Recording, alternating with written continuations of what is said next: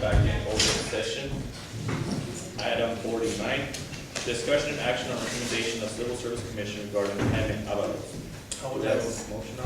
I would like to make a motion to deny request of the civil service to bring back Mr. Avalos. Good second. I would simply offer for precision that the motion be to reject the recommendation of the Civil Service Commission. I would like to make a recommendation to reject the motion of civil service. The recommendation of civil service. First, do you have a second? I second it. All right, motion second. Any discussion, Mr. Rodriguez? I believe that the city currently is the 16th safest city in Texas. I think that we have moved forward. I believe that it would be in the best interest of our constituents, and that's why I make the motion. Anybody else? Oh, the mic's on. Somebody turn it on. All right, anybody else? All right, well, motion is second. Motion made by Mr. Rodriguez, seconded by Mr. Cox. Mr. Perez? Aye. Mr. Rodriguez? Yes. Mr. Bowling? Yes. Mr. Cox? Yes, ma'am. And Ms. Rodriguez? Motion passes. Okay, item number 15.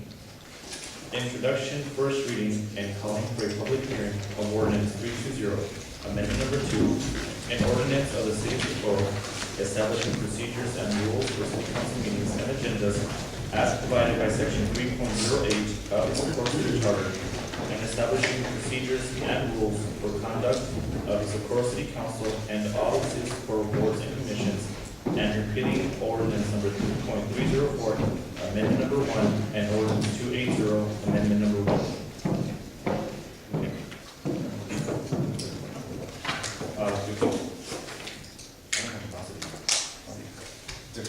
So basically on this one, the big change, and I think somebody alluded to it earlier, but I think they weren't correct in the way it's written basically. Basically, we're allowing every agenda item to be open for discussion. The current system is that we have 2 agenda items and then we have public comment. So you would have 3 minutes of public comment and then 3 minutes for each agenda item. So I thought about that and I said, well, there's really no point in keeping it that way, because if you want people to be able to speak, they should be able to speak on every single agenda item. I mean, that's what we're here to hear the constituents. So the only thing that we settled on for now, and I mean, this is just an introduction, we can discuss that later, is that we will limit each item for 1 minute. And I think this will be a good idea to start off with, because public comment will still be 3 minutes. If you take it right now, you have a total of 3, 6, 9 minutes to speak in total throughout the meeting. With this change, for example, tonight we have, over 40 items. So if you do sign up for every single item, you would have a total of 40 minutes. Or even if you just sign up for 12, you have 12 minutes. Now you can imagine if 2 people sign up for every single item, take up the whole 3 minutes, how long that would take. So I think it's a start in the right direction that we allow people to speak on every single item on the agenda. We don't deny them as long as they sign up before the meeting starts. We let them speak. And it will be after the motion is made, but before the vote is taken. And that would be the procedure. If you want to speak on the item, we give you time before council votes on it, but after they make the motion. And right now, we only allow you to speak on 2 items. We would open the whole agenda to be public comment. I make a motion to approve. Do you have a second? All right, well, motion is second. Any discussion, Mr. Rodriguez? No, I think that I understand where our constituents come up and say, oh, well, I'm going to reserve my opinion because I can only speak on 3. I mean, I understand, but we also need to understand that, some of the constituents can't come in during the day and try to talk to us. So I think this is the only forum that they have. So I think it's a good idea for them to talk. Of course, you look at the agenda today, it's 40-something, 50 items, and, I think we should just limit it, just to test the waters, for a minute. I think that's a great idea. All right, anybody else? I'd like to maybe meet in the middle, instead of having just 1 minute, a minute and a half, and a minute and 30 seconds. You're not getting the full 3 minutes, and you're right there. And in a minute and a half, you can pretty much express your items that you need to express and be done with. So that would be my only I consideration. think it's a little bit too long, I think a minute, just to start right now to see how it works, and then it would be, but there's a lot of them, there's a lot of items, and if everybody speaks on each and every one of those items, it's gonna be too much. Anybody else? So I say a minute. Let me make sure I understand. You're proposing that they get to speak on an item 3 minutes, like they normally do, right? And then after this talk, there's another minute after that they can just speak? No. Okay, so right now, basically, you have public comment, right? That's at the beginning, you get 3 minutes there. Okay. That was the current system. After public comment, you can sign up for 2 agenda items for 3 minutes each. Okay. So you have a total of 9 minutes to speak total, period. Under the proposed system, public comment would still be 3 minutes. So you have 3 minutes, and then you can sign up for every single agenda item, if you wish, for 1 minute each. So council will deliberate, they will talk about it, discuss it, a motion will be made. Before the vote is called, that's when the speakers can go ahead and speak and let them know what they think about the agenda item. So it wouldn't be 3 minutes at the beginning, and then an additional minute, it would be 3 minutes public comment, and then 1 minute per agenda item. So if you wish to speak on 8 items, you have 8 minutes, 9 minutes, and so on. And it opens the door because people, like Mr. Rodriguez said, they've told us, we would like to speak on more items, but we have to pick and choose which ones we want to focus on. And it shouldn't be that way. We should open it so that every item should be available for discussion. I like Mr. Perez. Mr. Perez, I think about a minute and a half. And just a minute, the reason why is that not everyone is comfortable coming up and speaking in public. And so you need a few seconds to compose yourself and your thoughts. I mean, even here, it's kind of intimidating to see, I mean, we don't have a model of people, but, it's still, you still have to organize your thoughts. And so I think that we owe it to the constituency to open it up, and I agree, but it allow them that minute and a half instead of the just 1 minute. And then at that point, I would ask that whoever wants to speak on an issue, make sure you organize your thoughts prior to coming to the podium. Yeah, I think that's a good idea. Nomás para que los que no han entendido muy bien, sé que al principio de la junta que le hicimos a la mitad del tiempo que hablaban, y no es así. Bajo el sistema que tenemos ahorita, tienen 3 minutos al principio de la junta, y luego pueden apuntarse para 2 cosas de la agenda por 3 minutos. Entonces lo que va a hacer esta ordenanza es que se van a atender esos 3 minutos al principio de la junta, pero cada agenda, las cosas que están ahí, se van a abrir para discusión 1 minuto. Antes solamente tenían 2, ahora son todas. Si ustedes se quieren apuntar para cada una, ustedes pueden hacerlo, y es un límite de 1 minuto. El señor Pérez quiere hacerlo a 1 minuto y medio. Entonces no les estamos quitando el derecho de hablar, más que nada estamos abriendo más, porque antes eran nomás 2 cosas, ahora son todas las cosas en la agenda, ustedes pueden hablar si quieren hablar. So I mean, I do think maybe a minute and a half is a good idea.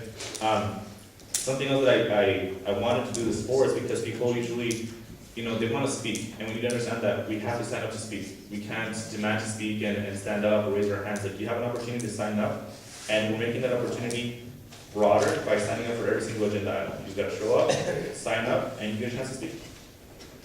So, I mean, Mr. Pettis is recommending, I guess, that you amend it to a minute and a half, if you want to do that, or if you want to keep it a minute, that's up to you.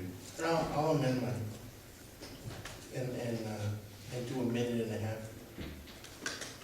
Okay, so then we have a motion to, Approve with the, the amended portion of a minute and a half. 5 seconds. we have a motion and a second, any further discussion, Mr. Rodriguez? No, I think it's an overall great idea. Anybody else? Right, we have a motion and a second. I have already We need to seconded. have it already. You have already amended the motion. We have a motion and a second. Motion made by Mr. Rodriguez, second by Mr. Bowen. Mr. Pettis? Aye. Mr. Rodriguez? Yes. Mr. Bowen? Yes. Mr. Cox? Yes, ma'am. And Ms. Rodriguez? Yes. Motion passes. Item 16, introduction, first reading, and calling for a public hearing of ordinance 322, amendment number 1 of the City of Socorro, Texas, adopting an amended budget for fiscal year 2013-2014. Mrs. Heggles, do you have anything on this?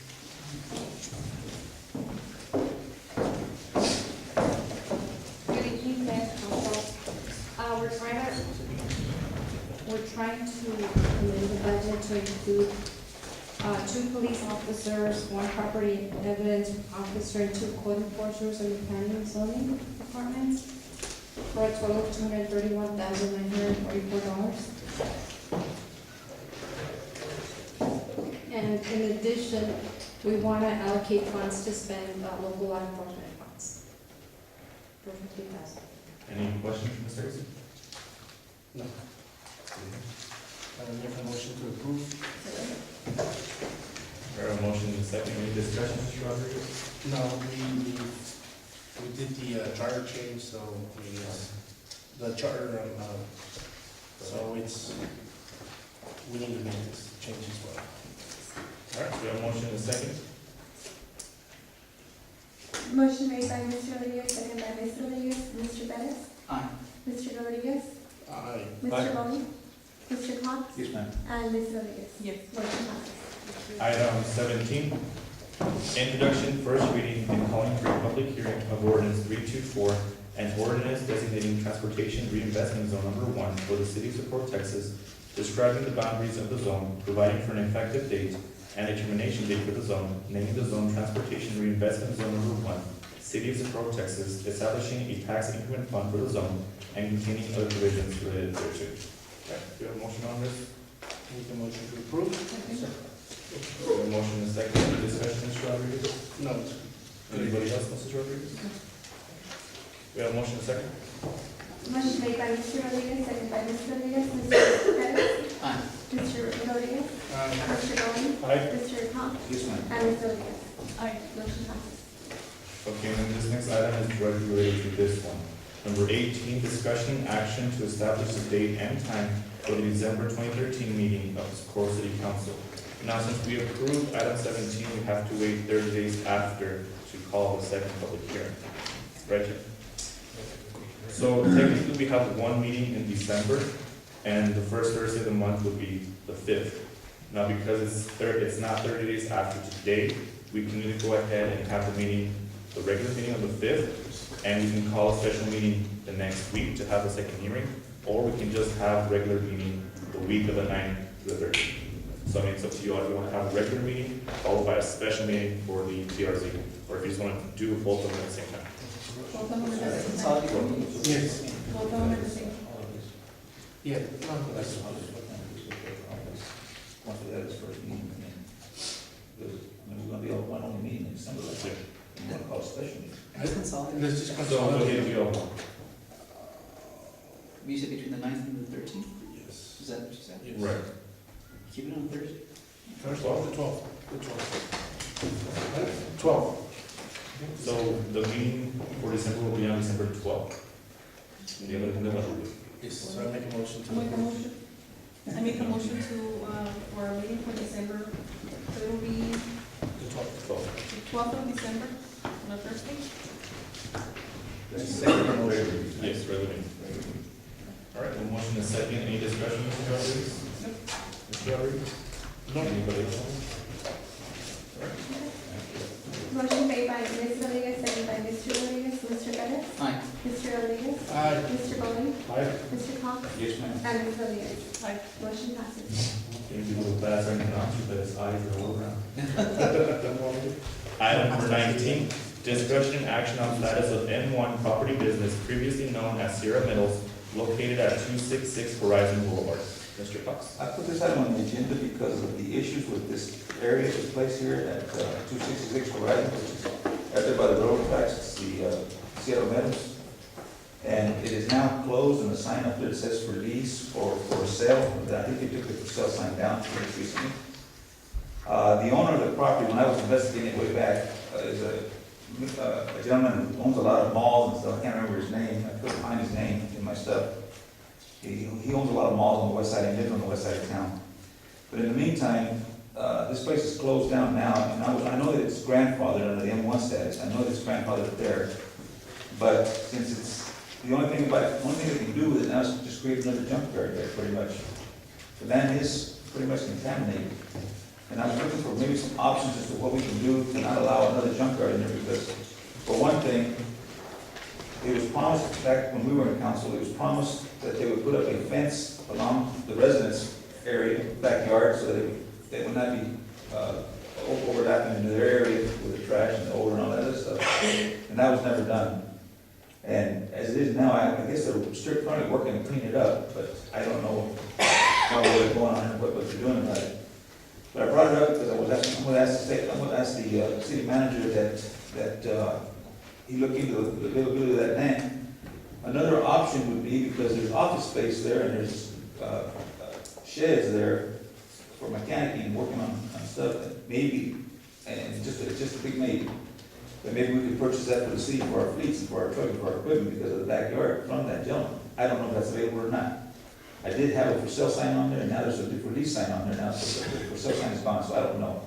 But I brought it up because I want to try to help the neighborhood there that were promised some time back. I don't know if you guys remember or not, back in 2005, there was a large fire that caused the evacuation of all that neighborhood, plus those across the street, and Don and Marie in that area there, because of that junk fire that opened up and started there. If we can possibly, and I guess we have to find out from Mr. Leone, if we could possibly remove the M1 status of it, how we go about it, I don't know that we can or not. You have something on it? When his grandfather here, we're gonna. It's not because it's grandfather, I understand. I think this is prudent to let you know that we gotta be very cautious on removing the legal non-conforming. Because if they are within the 6-month period, they are allowed to, they're not gonna be able to lose their grandfather protection. Once they complete those 6 months, continue 6 months with no operation, the protection is gonna be lost For them. for them, Okay. yes. But Let me in interrupt the you. meantime, yes, sir. You mean to tell me that junkyard, or that, it's not even a junkyard, it's a metal, recycling, okay? You mean to tell me that was, how are we gonna be able to do it with a non-conforming for 6 months when they were there before in '85? So you mean to tell me that anybody prior to that, we're gonna be able to put our ordinances and strip them away of their grandfathered rights? No, That's let me what tell you you're this. trying to say. Yes. Well, hold on a second, Mr. Steve, that's based on, I want to hear what you have to say. If the Mr. property Leone. owner, Leone. yes, Jim, do you have anything on that? Mr. Leone's knowledge of the land use statute is actually exceeding mine at this point. I'm not familiar with the 6-month provision. I'm happy to look at it, but honestly, as I sit here today, I'm just not sure. All right. there are several provisions for them to lose the protection. Number one, if they subdivided property, obviously, if they're gonna be subject to obey the different setbacks. For example, number one, if they discontinue the land on the way it was as a pre-existing prior to the city's reactivation, that's another situation. Another thing is if they, for some accident, they have a fire and the loss is more than 50%, they're gonna be losing the protection. So there are several considerations that we can act, and we cannot act on trying to remove the legal non-conforming situation. What would you recommend, Mr. Leone? What would you recommend at this time? Let me verify when they discontinue the land, and as soon as I check and verify that they already spent more than 6 months with no use, I'll give you a notification, and I need to give them the notification to them too, that the legal non-conforming has been. Why don't we go ahead and table this item for the December 12th meeting? That way they'll give time. And I'll give you Would that give you enough time to? Absolutely, sir. Yes, sir. And, Do you have a motion? yes, I make a motion to table till December 12th. All right, motion, Mr. Rodriguez, anything? Yes, and I have, Jen, could you please look that up and email us on whether or not we do have authority when we reactivated the city to take somebody's grandfather rights away? I'm happy to, and also if you table it, that'll give me time to look at one thing that occurred to me.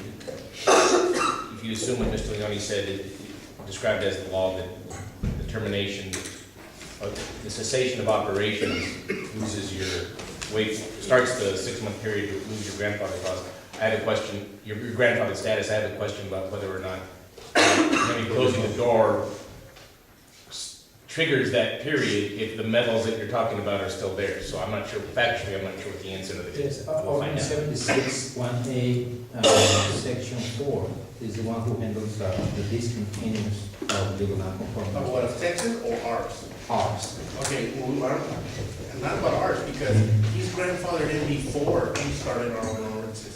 So it doesn't supersede his grandfathered in rights. Let me. So that's before we start stripping people's rights away, we need to make sure that we can do it. Because I don't wanna open the door to strip somebody's grandfathered away rights because one of us might have a grudge on somebody else in the future and say, hey, I'm gonna strip your rights away because we already did it, we already found a loophole. So that's what I'm trying to do. All right, so we'll. We need to verify before, that's enough time to get everything in order and present it back to us. Yes, We're trying to find out what legal And that's process what we I'm can saying. use, because That's what I'm that's been saying. a non-compliant business for some time. It's been there before. That's why I bring up the It's issue already of there. grandfather, Mr. Rodriguez, okay? I brought it up, I mentioned it. So let's, let the attorney, Mr. Young, what you should do on this, sir. That's Thank it, you. I don't know.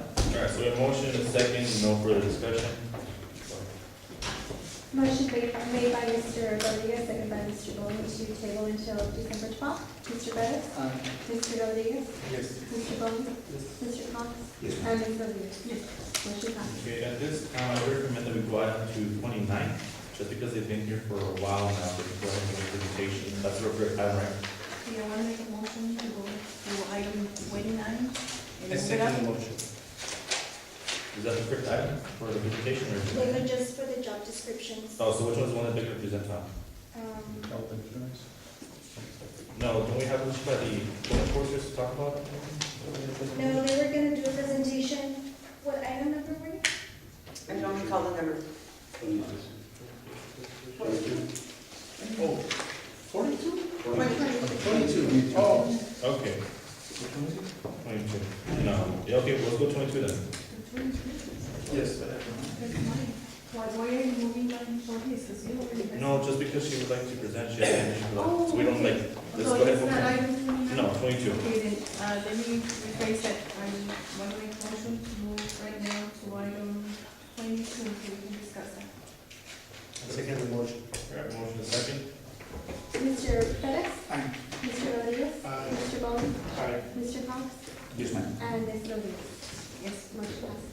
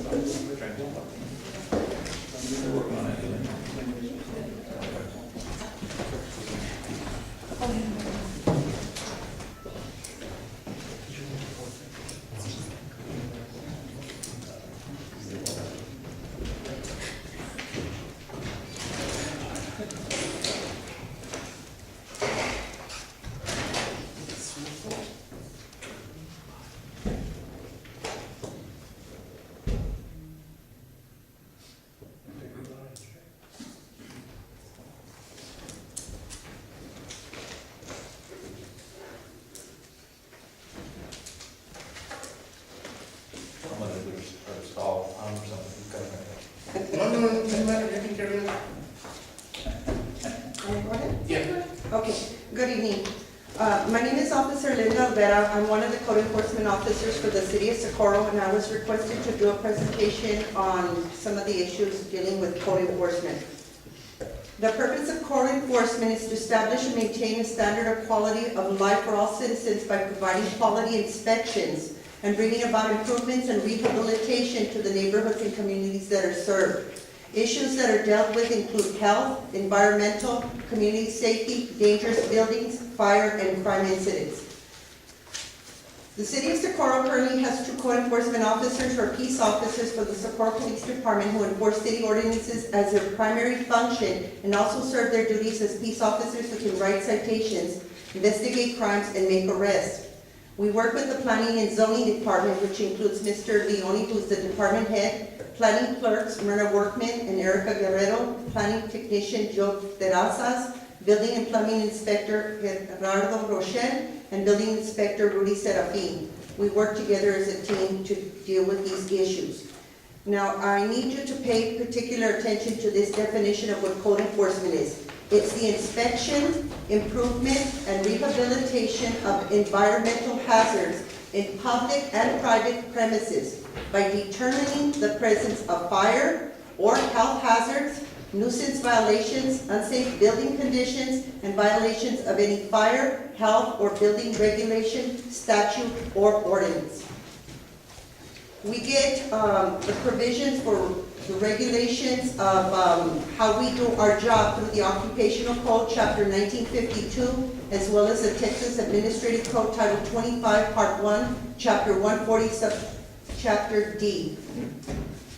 Now, code enforcement is a dangerous job. They understand law enforcement is a dangerous job, but code enforcement is a dangerous job because there's unknown circumstances. Safety's always got to be a top priority. And this is something that now that we're going to have civilians, that this needs to be an issue that you all consider. Law enforcement officers are trained in safety with things. A lot of people believe that a lot of these calls are just trash, refuse, rubbish, debris, junk vehicles, high grass, weeds, nuisances, and zoning violations. Officers and inspectors have been shot, killed, stabbed, carjacked, and injured conducting inspections. There's actual statistics for this, which would surprise you. Issues to remember include unknown knowledge of the premises. We don't know the individuals that live there. We don't know if they're against law enforcement, if they're against society in general, what other issues they have, what type of person lives there, their criminal histories, mental status, past threats, etc., etc. Is the area safe to enter? Some of these areas that we look at include abandoned buildings. We'll walk into premises where the floors may be collapsing, such as in trailers that are in such bad state of deterioration that it is a threat. Contaminated surroundings. We can have health hazards that we're not aware of when we're investigating fires or unknown orders, that kind of stuff, because we don't know what are in barrels and stuff like this for illegal dumping cases. Loose dogs, which is very common here in Socorro, or other animals, which we can go into, more detail. Environmental concerns include the quality of air or exposure to unseen chemicals, which affect again the respiratory system, etc. Improper disposal of syringes, body fluids, etc. Because some of these places that we go into are known drug houses, as well as places where individuals just dispose of hazards. Now, code enforcement officers enforce state laws, that's the primary, and local city ordinances. This is where our authority comes from. We cannot deviate from what the law states. If the law does not give us authority to do that, we cannot do that, and we will not do that. We have to remember Constitution as well as the amendments, 4th and 14th Amendment. 14th Amendment states, no state shall deny to any person within its jurisdiction the equal protection of the laws. So everybody is treated equally, their rights come first. The purpose ensures the state governments do not arbitrarily discriminate in applying their laws to different individuals or groups of people. This clause requires that all laws be similarly enforced against all. So this is dealing with these issues where we turn around and just target a group. We cannot do that. It also prohibits illegal search and seizure of any property unless a warrant has been issued. So I'm going to talk about warrants in a moment. And I'm not going to read the rest of the 14th Amendment, but basically no illegal searches and seizures. Constitutional limits. We do routine periodic inspections to include like checking on licenses to see if businesses are registered, that kind of stuff. We'll do inspections to do sweeps. This is the most effective method that we use in our job. We have to remember that if we do not abide by what